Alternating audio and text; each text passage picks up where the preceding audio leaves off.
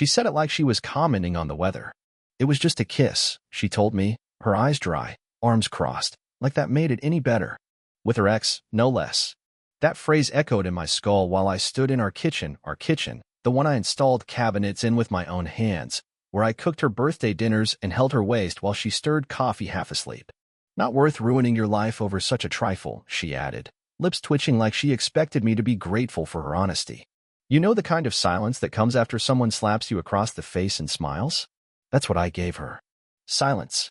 I stared at her, not blinking, not crying, not even breathing, maybe, because everything inside me went still. She went to bed that night. Probably figured I'd stew a bit, maybe yell the next morning, maybe need time. She didn't understand I had already left. Not emotionally, not metaphorically, physically. By the time the sun came up, I was in a cab headed to the airport. I didn't text her. I didn't leave a note. I took my passport, my emergency stash of cash, and one duffel bag. The ticket I bought was to anywhere that had a military enlistment station that didn't ask questions. I disappeared into the system before she finished brushing her teeth. The first few years weren't glamorous. I scrubbed floors, took orders from men who couldn't spell strategy, and rebuilt myself from the inside out. I stopped being her husband and started being something else, something harder, leaner, colder. I didn't chase promotions. I earned them. I didn't look back. I didn't call home. Home? That place burned to ash the moment she called betrayal a trifle. 9 years later, I had a different nameplate, a different uniform, and a reputation that whispered through every hallway like smoke. Colonel Lucas A. Grant, strict, brilliant, untouchable. And on the door outside my office, the plaque read, General Commanding Officer, L. A. Grant. It was a Friday. I remember because the coffee was fresh, not that burned sludge the staff usually passed off during the week. I was reviewing dossiers for a new civilian logistics role, sensitive, semi-confidential, high-security clearance type of job. The HR rep knocked once and entered with a folder. Next candidate's early, sir, she said, laying it down in front of me. I flipped it open and froze. Her name, her photo, her smug little smile, aged but still trying to carry that same arrogance from 9 years ago. I let the folder sit there for a while, let the silence marinate. Then I stood up, straightened my uniform, and said, send her in. When she walked in, I didn't speak. I didn't even breathe. I let her talk first. That's when it hit her. The eyes. The silence. That uniform. She blinked once. Twice. Lucas. No, sir. No, General. Still the same woman who thought a kiss wasn't a betrayal worth naming. She had no idea. Her voice cracked just a little when she said my name. Lucas. I didn't respond right away. I just looked at her. Watched her squirm under the weight of 9 years. Her hair was shorter now, dyed darker, styled professional. A cheap blazer tried to mask what years of subtle desperation had done to her posture. She used to glide into rooms like she owned the floor. Now, she hesitated at the threshold. I gestured to the chair opposite my desk. Sit. She did. Slowly. Like someone realizing too late they'd stepped into a trap. The room was dead silent. She glanced around, maybe expecting someone else to walk in. Some lower-level officer to conduct the interview. Someone not the man she kissed off with a smirk and a shrug. I wasn't expecting, she started. Clearly, I said. My voice was colder than metal, but calm. No emotion. I wasn't going to give her the satisfaction of knowing how fast my pulse had jumped when I saw her name in that folder. She cleared her throat. You look, well, I let the silence linger. 9 years ago, I would have reached across the table, held her hand, tried to understand why, tried to fix it. Today, I wanted her to drown in that silence. I assume you're here for the civilian logistics coordinator position, I said, finally flipping her file open with surgical detachment. Yes, she replied, almost whispering now. I scanned the paper. She had the degrees, the experience, the charm. Probably batted those lashes through a dozen interviews. But not here. Not with me. You list foreign deployment experience on your resume. She nodded. Yes. I worked with a procurement unit in Germany and later with supply chains for humanitarian drops in Yemen. I gave a faint nod, mostly for the benefit of the security camera recording this interaction. Every interview was monitored. Every candidate reviewed. Tell me then, when a supply chain is compromised, say, by an unaccounted variable, what's the first step? She blinked. Identify the breach? Wrong, I said. You isolate it. Contain it. Strip it of access before it does more damage. She went quiet. That's when I saw it, the moment she remembered who she was talking to. Not Lucas the husband. Lucas the general. A man who'd seen fire and death and betrayal in war zones where people bled for less than a lie. Her eyes dropped to her hands. I never thought, she started. You never think, I cut in, each word like a hammer. You react. You play the moment. You minimize what you can't control and label betrayal as a misunderstanding. A trifle. Remember. Her face twisted. Maybe with shame. Maybe just recognition. I was young. No, I said flatly. You were selfish. She didn't cry. I'll give her that. She sat there and took it. Like maybe some part of her still believed she could talk her way through this. Get out with something. A recommendation, maybe. Or at the very least, a shred of dignity. I closed the folder. You're not a good fit for this role, I said, standing. Her mouth opened. But this post requires extreme integrity, discretion, loyalty under pressure. I paused, watching her die a little behind her eyes. And I don't hire people who call betrayal a kiss. You're dismissed.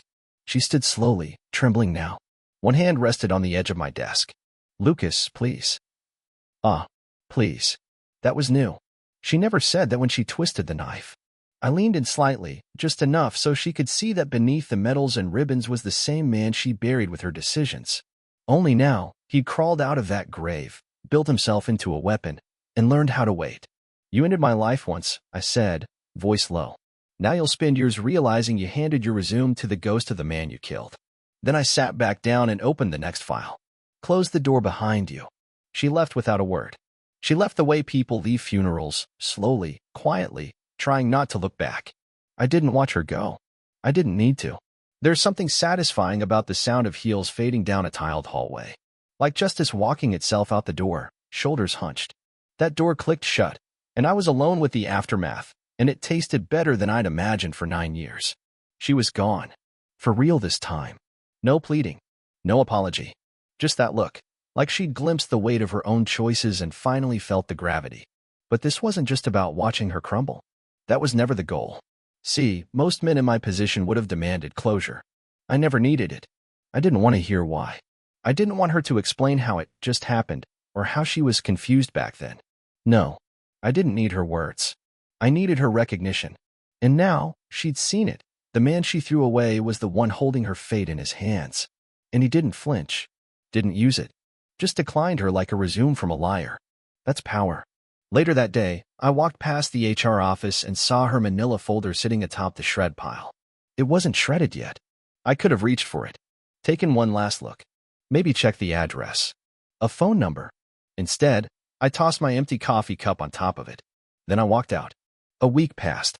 I figured that was the end of it. But life doesn't just give you a clean break. Especially not when the past wants one more round. Her name came up again. An officer from security handed me a visitor log.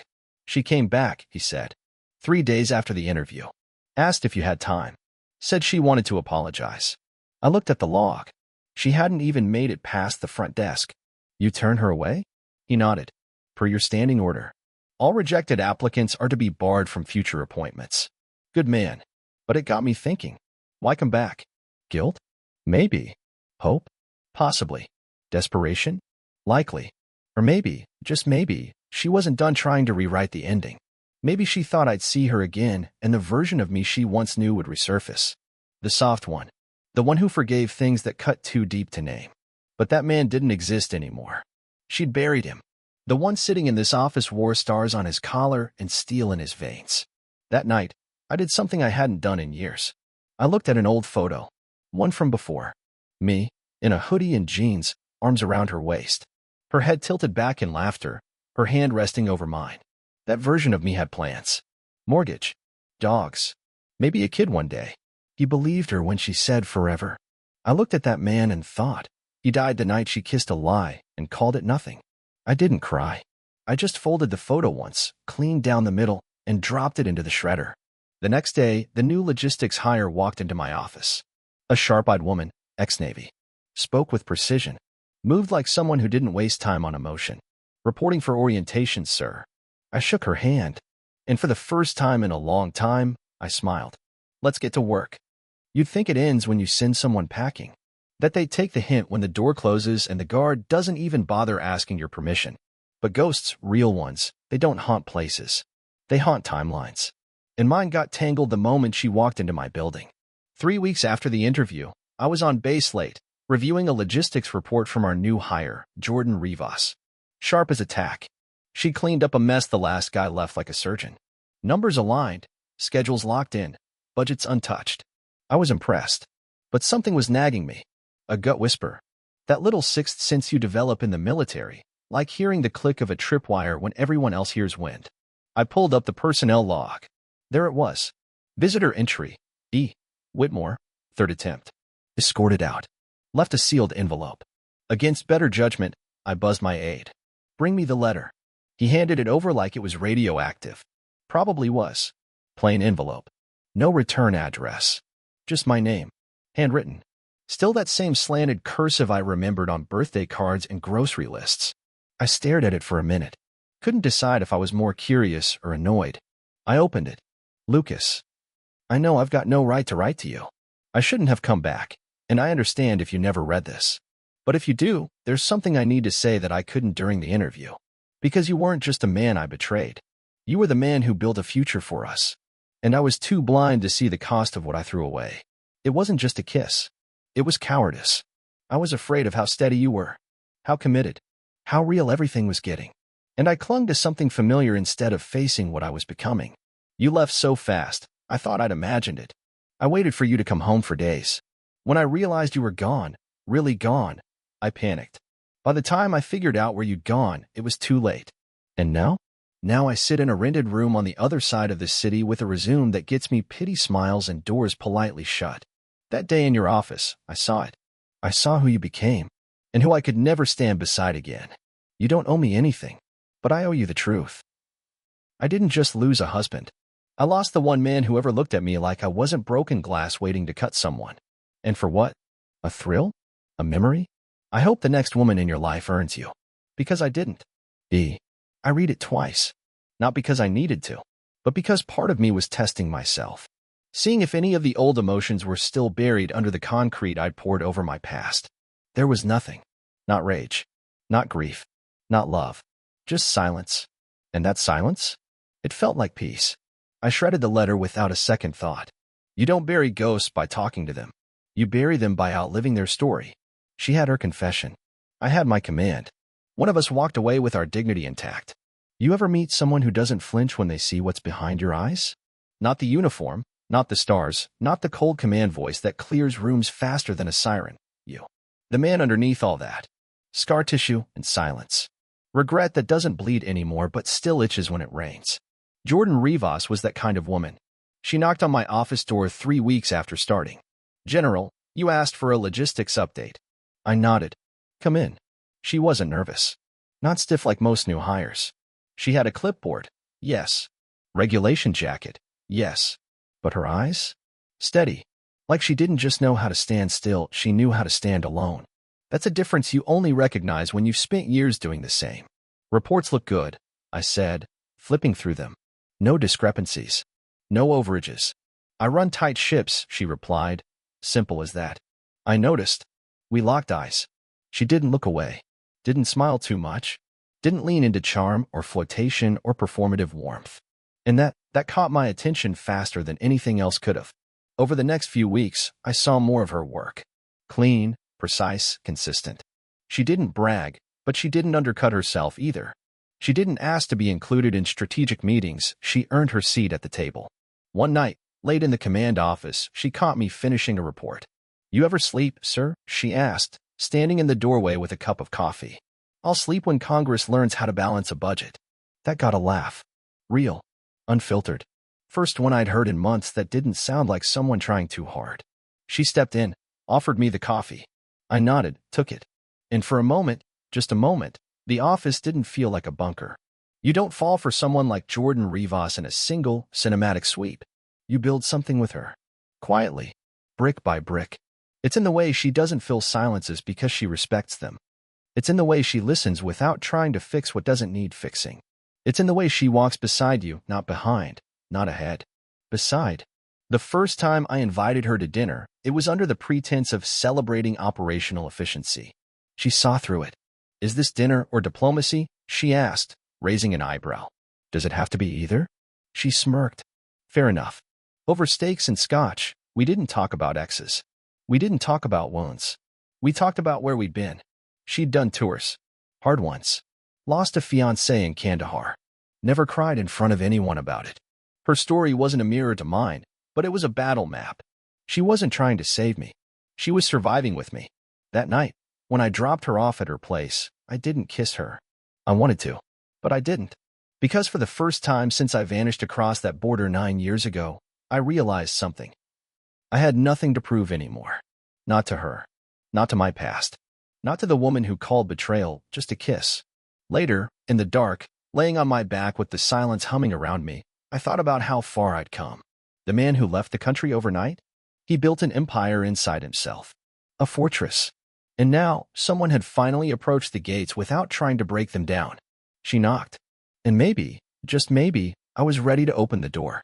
You ever get the feeling the universe waits until your guard drops just slightly, just enough for the air to taste like peace, before it slaps the taste out of your mouth? Yeah, that slap came 2 weeks after dinner with Jordan. Everything had been calm. Work was tight. Routines crisp. I even caught myself whistling one morning, like some damn fool who hadn't spent the last decade burying a former life. Then came the knock. Not a knock on the door. A knock on my name. My aide came in holding a padded envelope, no postmark, just hand-delivered through base reception. I raised an eyebrow. That's not standard. He shrugged, came through with base clearance. Said it was personal. Your name, no rank. That alone should have told me. I waited until the room was empty before opening it. Inside, a USB drive and a handwritten note. 2 words. You should see this. No signature. No clue who sent it. And because I'm not the kind of man who walks away from a challenge or a threat, I plugged it in. Air-gapped laptop. Private network. No risk. First file loaded. A video. Blurry footage. Restaurant patio. At first, I thought it was random surveillance. Then I saw her. Elena. Sitting across from him. The ex. The one she swore was a blip on her past radar. The one she labeled a mistake. The man she kissed and shrugged off as nothing. The man I left the damn country over. And this footage? Recent. They weren't touching. They weren't kissing. But the body language was screaming. Her hand lingered on his wrist a little too long. His smile calculated. Confident. Like a man who never got burned for what he broke. Then I realized. The footage had a timestamp.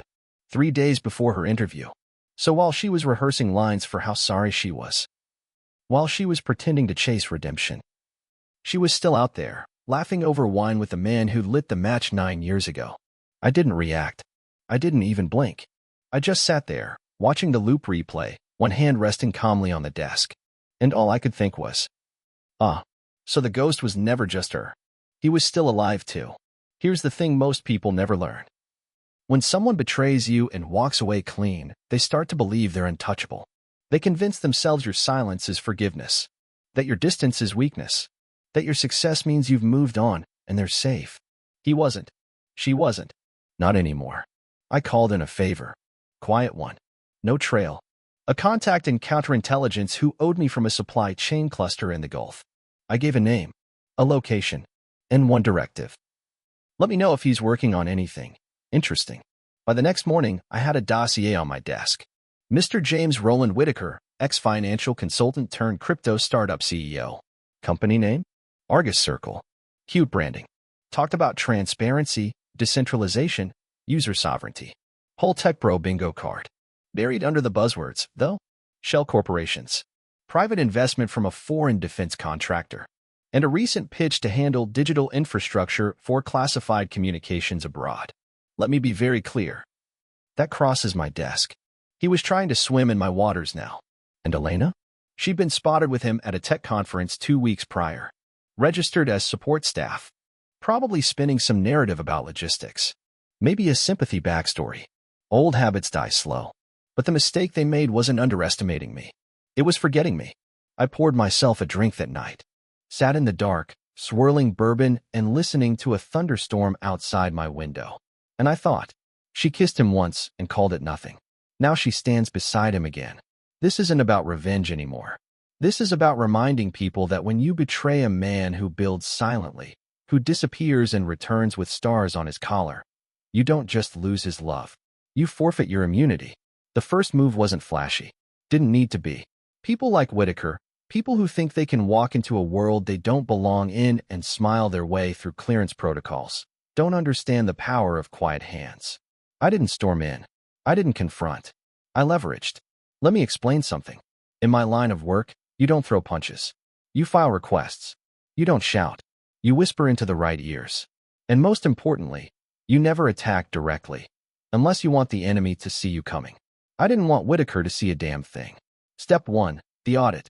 Argus Circle was a vanity project dressed in innovation. I had my people do a little sniffing, not illegal, not even aggressive. Just routine, national interest due diligence. A few quiet inquiries from the Department of Defense's Tech Acquisitions Board, a couple of red flags raised about foreign investors, and suddenly the company that prided itself on no secrets was being asked to produce receipts for every cent it had touched in the last 18 months. And wouldn't you know it, half their overseas backers had interesting links to restricted entities. Now, nothing had gone public yet. This was all internal. But word gets around in these circles. Contracts dry up. Phone calls stop getting returned. That smug little empire of his. Cracks had started forming before he even knew he was under scrutiny. Step 2. The isolation. Next, I made sure Elena got exactly what she'd wanted all those years ago. Attention.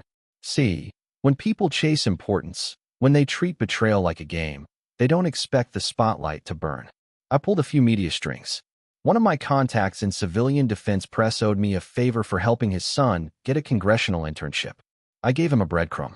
Female logistics analyst formerly linked to defense procurement, now tied to controversial tech CEO under review by DoD. Didn't name her. Just described her. Let the wolves sniff it out. By the end of the week, her inbox was flooded. Background check requests. Freelance journalists fishing for details. Employers reevaluating pending applications. You wanted relevance? There it is. I still hadn't said a word to either of them. Not a call. Not a message. Not a headline with my name on it. Because my name? It stays clean. Always. But this wasn't about vengeance anymore. This was about architecture. See, people think revenge is setting fire to someone's life. But real revenge? Real revenge is letting them keep it. Letting them watch it rot.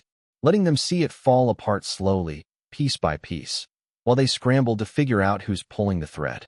They can't fix what they can't trace. And I've spent years perfecting that kind of design. One night, Jordan found me in the office late. She didn't ask questions, just placed a hand on the back of my chair and said, "You look like a man counting moves." I smirked. That obvious? She shrugged. I've served under a lot of leaders. The dangerous ones stare at maps. The deadly ones stare at nothing. I looked up. And which one am I? She leaned in. The kind people regret crossing. The knock came on a Friday. Funny how the past has a sense of timing. Always loves the end of the week, like it thinks I'll be too tired to retaliate. Like it can sneak in through exhaustion's back door. It was late. Office mostly cleared out. Lights dimmed. Jordan had already left. I was halfway through a classified report when the intercom buzzed. My aide's voice, cautious. "Sir, you've got a visitor." "I'm not expecting anyone." "I know, sir. But she said you might want to see her." And just like that, I knew. I could have denied it. Could have walked out the back, vanished like I did 9 years ago. But no. This time I wanted to see what regret looked like after the ruins. Send her up. She walked in slower than she had the last time. No blazer this time. No tight hair bun. Just a sweater and jeans. Looked like someone who knew the elevator had dropped and the ground was coming fast. Elena. Lucas. We stood in silence. Me behind the desk. Her standing at attention like this was a hearing. In a way it was. She broke first. "I know you're behind it." I didn't answer. Let her keep guessing. The audit. The article. The silence. "I know it's you." "Then why are you here?" I asked, voice flat as concrete. She flinched. Not visibly, but I saw it. The muscle in her jaw tightened. Her fingers curled slightly. Her knees locked. That's the thing about liars. They never forget how to brace for impact. "I thought we were past this," she said. "You thought wrong." She moved closer. "I never meant to hurt you." "Stop." My voice hit the air like a crack. She froze. I stood. "You walked into my house," I said. stepping around the desk, lied to my face, kissed another man, then called it trivial. I took a slow step toward her. Then you chased a promotion in his world while I built an empire in mine. Another step. You came back through my door, begged for a job, and smiled like history forgot itself. Now we stood just feet apart. You didn't come here for closure, I said. You came here because your ship is sinking. You thought maybe I'd pull you out. She didn't deny it. Just look down. He's gone. Whitaker. He disappeared 2 nights ago. Deleted everything. Bank accounts. Socials. Phones. Ah, there it was. I leaned in, close enough for her to hear what control sounds like when it's earned, not demanded. You aligned yourself with a fraud. Again. You handed him your name, your future, and your trust. And now he's vanished. I turned away and walked back behind the desk. She was still standing when I said the final words. You want to rescue, Elena? Find a lifeguard. She left without another word. I watched her go through the security camera feed. No tears. No scene. Just a woman finally realizing that she wasn't dealing with the man who left. She was dealing with the man who returned. Later that night, I sat with Jordan on a quiet bench outside the officer's mess. She didn't ask questions. She never did. After a long silence, she finally said, You good? I nodded. Yeah, I am. You finally closed that door? I smirked. No. She raised an eyebrow. No. I shook my head, scanning the dark horizon. I didn't close it. I bricked it shut from the inside. I knew he'd run. I was counting on it. Whitaker wasn't built for confrontation. He was built for comfort, for charm and surface-level control. Men like that don't stand and fight. They vanish the moment things stop going their way. But you can't outrun a man who knows how to track shadows. After Elena walked out of my office, I called in one last favor. Not government. Not military. This was deeper. Old friend. Retired. Lives quiet up north. Spends most of his days fixing boats and training dogs. He used to run reconnaissance in places the world pretends don't exist. He picked up on the first ring. Still breathing? He asked. Breathing fine, I replied. Got a situation. Personal. Clean. But personal. You need him found? Yes. A pause. Give me 3 days. Whitaker had done a sloppy job disappearing. Oh, it looked clean on the surface, accounts wiped, locations pinged out of the country, burner phones ditched. But that's the thing about men who think they're smart. They rely on patterns without realizing it. My guy found him in 48 hours. Buenos Aires. Under a new company name, pushing the same pitch. New suit, new language, same snake. The trail was like ash. Faint, but traceable. What he didn't know. The investment firm he'd pitched had me as a silent advisor. He was already back in my web before his plane even landed. I didn't send anyone after him. Didn't send threats. Didn't expose him in the press. I sent a contract rep to his door. Business card. Polite. Firm handshake. We're aware of your situation, Mr. Whitaker. We'd like to talk about risk mitigation. Your name showing up in classified overlap. It would be in your best interest to come clean. That's all it took. 2 days later, he sent a panicked email to one of my decoy inboxes. Didn't realize it was mine, of course. Begged for a meeting. Promised explanations. Asked for understanding. Funny how fast wolves turn into sheep when the wind changes direction. I replied with 3 words. You had yours. No lawsuit. No prison. No headline. Just exile. He won't work again. Not in anything above low-level consulting. The blacklist will be unofficial. The doors won't slam. They just won't open. He'll live in a nice enough place. Drink cheap whiskey and tell stories that end in almosts. Almost changed the game. Almost closed the deal. Almost stayed ahead of the fire. He'll leave out the part where the fire had a name. Mine. As for Elena, I never heard from her again. I doubt I ever will. The world has a way of reminding you who you really are after the spotlight fades. She'll learn. Life teaches slow, but the lessons stick. She said it was just a kiss. Now she's got just the memory. Jordan and I walked the perimeter of the base that evening, watching the sun bleed over the concrete. I hadn't said much all day. Didn't need to. She knew. You finally pulled the last thread, she said. Yep. Feel better. I looked out across the empty runway. I feel finished. She smiled. That half smile that meant she understood. Good. Then she slipped her hand into mine. And for once, I didn't think about what came before. Didn't think about what I'd lost. Didn't think about Whitaker or Elena or any of it. I just thought about this. The quiet. The calm. The earned peace. Revenge gives you a purpose. But purpose is not peace. It's a fire that keeps you moving through the darkness. But one day, the war ends. One day, the ghosts go quiet. And then you're standing in a world that's not on fire anymore, just cold. That's where I was. And that's where I started building again. Not for someone else this time. For me. The base assignment was wrapping up. I'd been in country long enough. The brass offered me another command, Europe, high clearance, big title. I turned it down. Instead, I requested a reassignment stateside. Something quieter, more strategic. Something that didn't require stars on my collar to feel like progress. They gave me DC. Not the Pentagon. Too loud. Too political.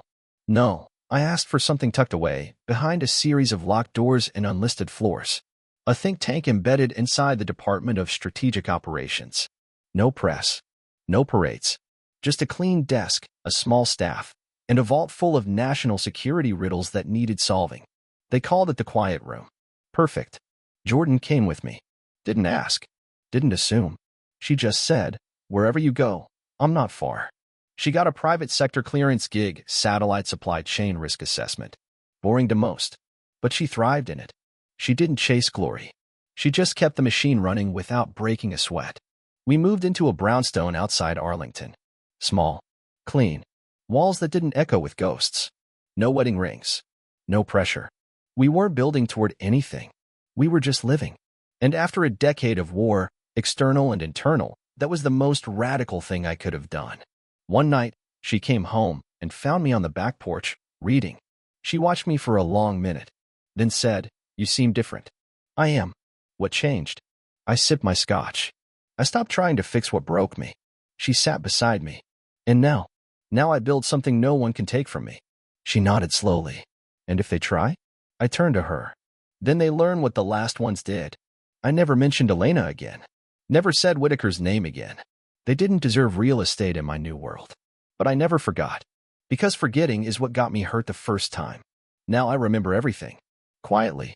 Clearly. Like coordinates on a map I never visit, but never erase. Some nights, I still wake up before the sun, heart steady but alert. Old habits die hard. But now, I make coffee for two. Now, I go for a run without looking over my shoulder. Now, I don't plan wars. I plan gardens. I build things. And I never apologize for surviving well. Peace has a rhythm. Mine was early mornings. Coffee brewing. Jordan reading the news aloud, pausing only to laugh at headlines that used to scare us. Me? I listened, nodded, answered when I had to. But mostly, I watched the world from the outside now. Until he showed up. It was a Sunday.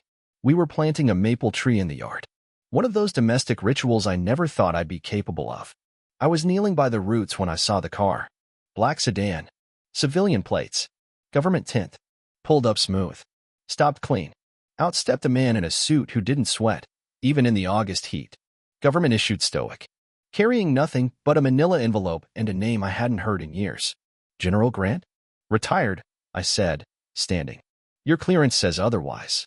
Jordan came around the side of the house, hands dirty from soil, eyes sharp. Problem? The man nodded respectfully. Just a request for a conversation. We sat in the dining room. He handed me the folder. Inside, satellite images, travel logs, intercepted calls. A familiar signature hidden in digital noise. At the center of it all, Wes Grant. My brother. Half-brother, if we're being precise. 8 years younger.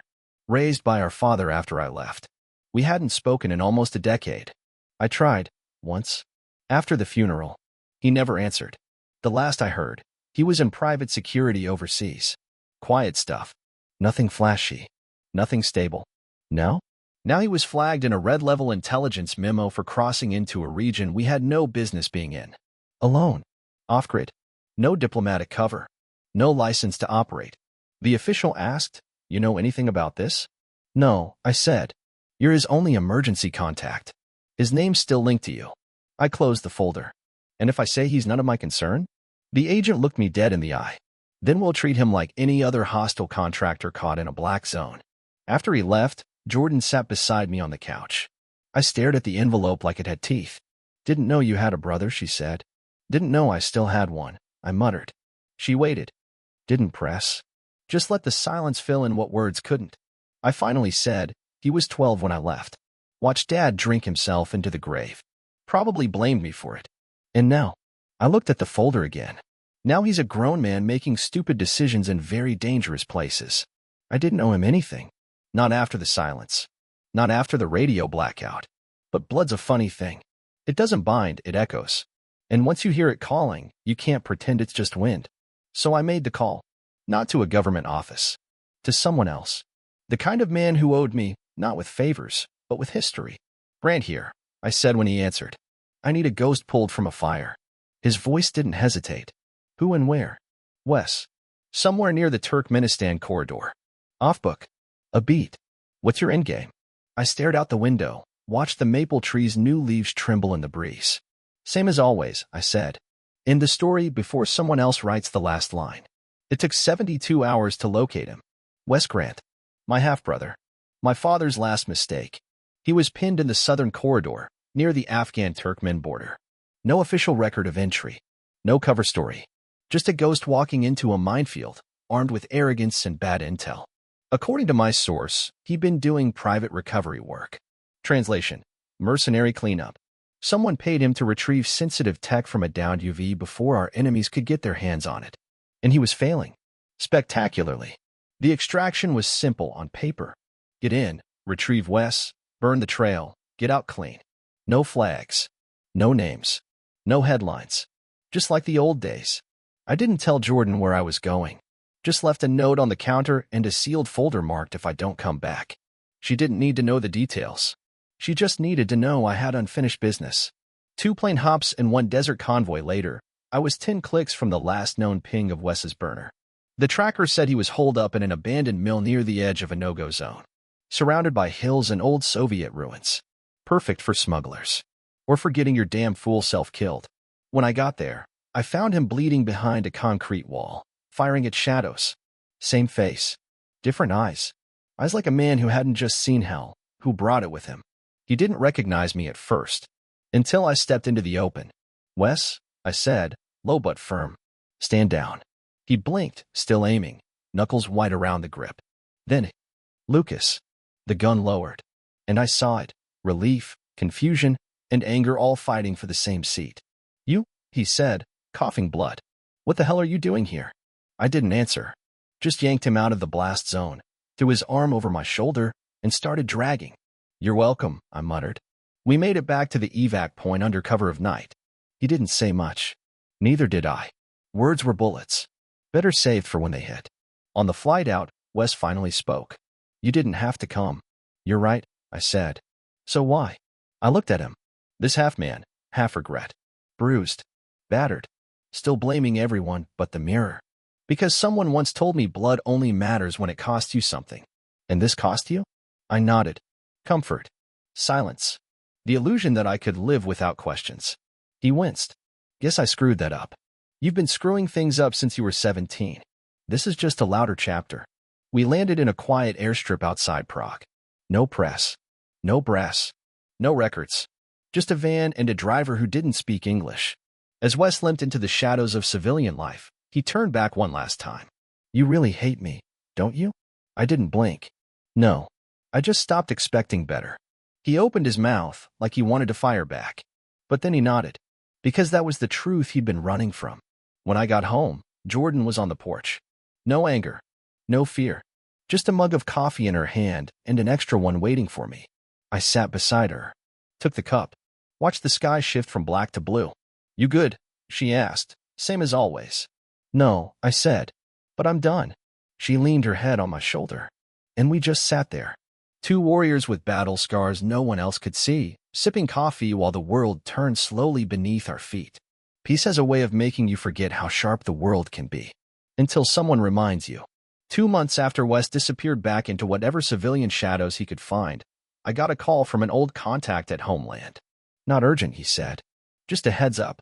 Apparently, someone had submitted an inquiry for private defense contract clearance, using my name as a professional reference. Name on the form? Wesley Grant. My brother. The one I just hauled out of a war zone. The one who hadn't said thank you, hadn't checked in, hadn't earned a damn thing. Now suddenly, he was trying to open doors with my name on the keycard. I called the clearance office directly. Did he list anything else? I asked the clerk, keeping my tone calm. There was a pause. Just that he served under you, and that you would personally vouch for his situational intelligence and tactical restraint. Tactical restraint. That's rich, considering I found him half dead behind a pile of smuggled electronics and bad decisions. Deny the reference, I said. The voice on the other end hesitated. Sir, pull my name off anything connected to him. If he calls again, tell him the general said he's on his own. Yes, sir. Jordan found me in the garage that night, throwing old gear into boxes, flak vests, expired maps, a dented canteen from a deployment I'd stopped remembering. You okay? She asked. I didn't look up. He used my name. Of course he did. That stopped me. I looked at her. She wasn't surprised. Just disappointed on my behalf. He doesn't want redemption, she said. He wants proximity to your reputation. That's the currency now. I sat down on the workbench. Let the weight of it settle. He's not just selfish, I muttered. He's dangerous. The kind of man who builds a parachute out of other people's honor and jumps. She sat beside me. Then burn the parachute. So I did. I made 2 calls. One to Homeland.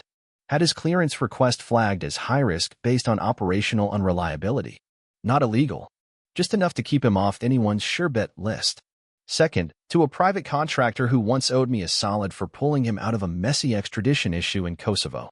Wes Grant ever comes across your desk, I told him, you send him back out the door with a polite, not qualified, and a handshake that leaves nothing in his palm. Understood, he said. You see, when you've worked in the shadows long enough, you stop fighting with weapons. You start fighting with absence. With denial. With the sound of phones that don't ring. I didn't blacklist him.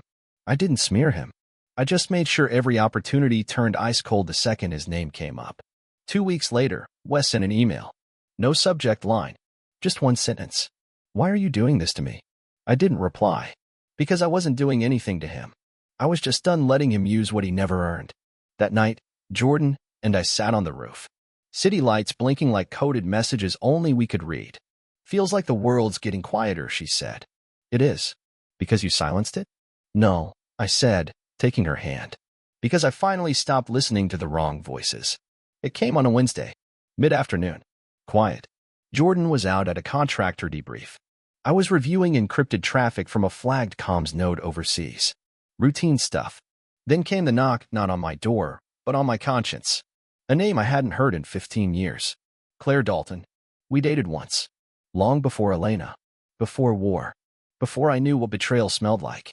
Claire was quiet brilliance, an engineer in boots, the kind of woman who could dismantle a transmission with one hand and draw topographical maps from memory with the other. She left before things ever got serious. Not because of drama. Just life. Careers in opposite directions. We promised to stay in touch. We didn't. Now she was requesting a meeting. The message was polite, professional. Said she was consulting on a clean energy security initiative and needed insight into past field logistics. Sure. But I knew better. No one reaches out to a ghost unless they're haunted by something worse. We met at a small cafe in Georgetown. Public. Neutral. The kind of place that served overpriced lattes and undercooked purpose. I saw her the moment she walked in. Same posture, same fire in the eyes, but softer somehow. Weathered, not broken. We both were. Lucas, she said, smiling gently. Claire. We sat. No pretense. No awkward hugs. Just 2 people aware they didn't owe each other anything, but still showed up anyway. She didn't waste time.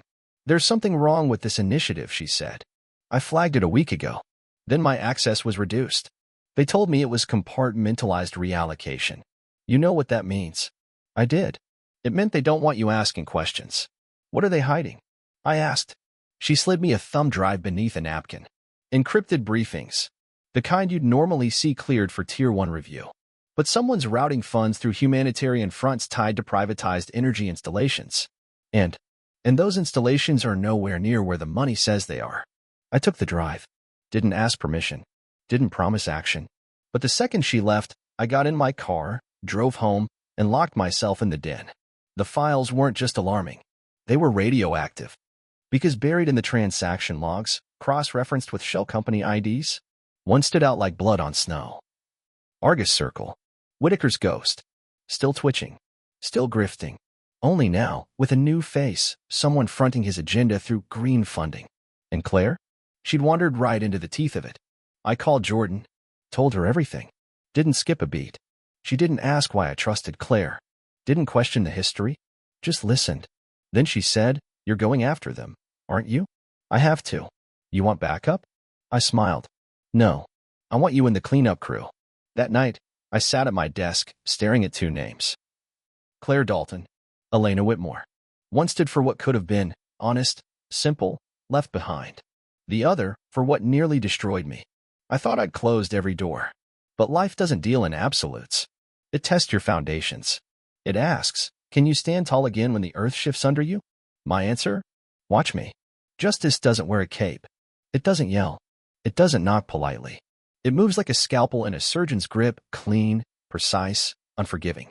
And that's what I became again. Not the man who ran. Not the man who reacted. The man who dismantled things from the inside out. The files Claire gave me cracked open a scheme running so deep and quiet it made Whitaker's old hustle look like a schoolyard trick. Argus Circle wasn't dead. It had evolved. Absorbed. Mutated. Now it called itself Solent Greenworks. Disguised under clean energy contracts, it was laundering millions through fake satellite infrastructure grants. Money meant for stabilization projects in volatile regions was disappearing into digital fog, rerouted through shell companies in Dubai, then dropped into crypto wallets tied to political consultants. And right there, buried in executive authorizations, was Elena's signature. Again, it wasn't enough to deny her once. She came back. Different mask. Same hunger. They always do. She wasn't just complicit now. She was core. I didn't call her. Didn't send a warning. Just built the trap.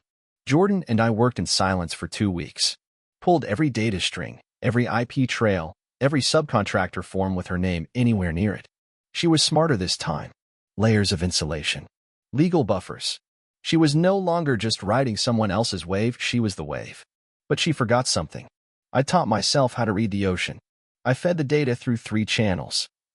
Internal audit at the Department of Energy, quiet, off record, flagged under reputational containment. Military procurement oversight, listing conflict of interest and undeclared financial partnerships. An independent journalist Jordan trusted. Someone who wouldn't blink at the word classified, because he'd been embedded in more black sites than most generals. I gave them dates, names, paper trails. Then I waited. The fuse burned quietly for a week. Then the bomb dropped. Front page headline.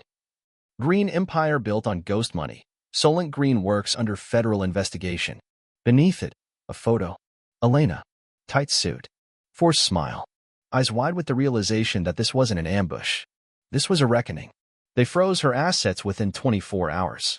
Pulled her travel permissions. She tried to go on the offensive, called it a witch hunt, said she was framed. Didn't matter. The data didn't lie. And I never signed my name. That night, Jordan poured me a drink. Think she knows it was you? She'll figure it out eventually. And when she does, I looked down at the whiskey. She won't come after me. Jordan tilted her head. Why not? I met her eyes. Because the last time she did, I let her walk away. And this time, she's crawling. It wasn't vengeance. It was restoration. Not of reputation. I didn't need that. But of balance. Of principle. Elena tried to re-enter the game. But the board had changed. And this time, I wasn't just playing to win.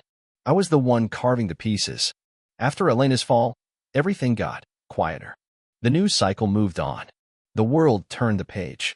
The same people who once toasted her deals now pretended they'd never shaken her hand. That's how it always goes. Justice is rarely loud. It just makes the guilty vanish like smoke after a fire. No funerals. No headlines. Just absence. But me? I didn't feel triumphant. I felt hollow. Not because I missed her. Not because I had regrets. But because this time, I realized something that changed everything. The war wasn't hers. It had never really been hers. It was mine. You spend years living like everything is a battlefield, calculating risk, reading faces like maps, cataloging every betrayal like trophies, and one day you look around and realize the war left the room a long time ago. Only you stayed behind. Jordan saw it before I did. She'd come into the den in the mornings and find me staring at nothing. Cup of coffee untouched. Eyes fogged up not with pain, but with exhaustion. She didn't say anything at first. But then one morning, she handed me a folder. Not thick. Just one page inside. A brochure. For a retreat in Montana. Mountains. No tech. No signals. Just air, dirt, trees. Your name's already on the list, she said. I raised an eyebrow. Is this a hint? It's a lifeline, she said. Take it. So I did. 2 weeks later, I stood on a gravel path in the middle of nowhere. Wind cutting through pine trees. The scent of earth instead of antiseptic. My hands weren't gripping a file or a weapon. They were in my pockets. And for the first time in what felt like forever, I exhaled. Not because I had to, but because I could. The retreat didn't offer therapy. It offered stillness. Days started with silence, ended with silence. You sat with yourself. You learned what parts of you were worth keeping, which ones you'd sharpened so long they cut even when you weren't at war. I stopped trying to prepare for the next ambush. Started learning how to live without looking over my shoulder. After 10 days, I came back. Jordan picked me up at the airport. You look different, she said. I nodded. Feel different. She reached for my hand. I missed you. I miss myself, I said. She smiled. That's when I knew. This wasn't the calm before another storm. This was the rebuild. And rebuilding isn't dramatic. It doesn't come with theme music or applause. It's found in early mornings and shared silence. In a house where no one yells, and trust isn't bartered, it's given freely and honored fully. It's the first time you make dinner without needing the TV on to drown out the quiet. It's the second cup of coffee poured without being asked. It's peace, not as a prize, but as a practice.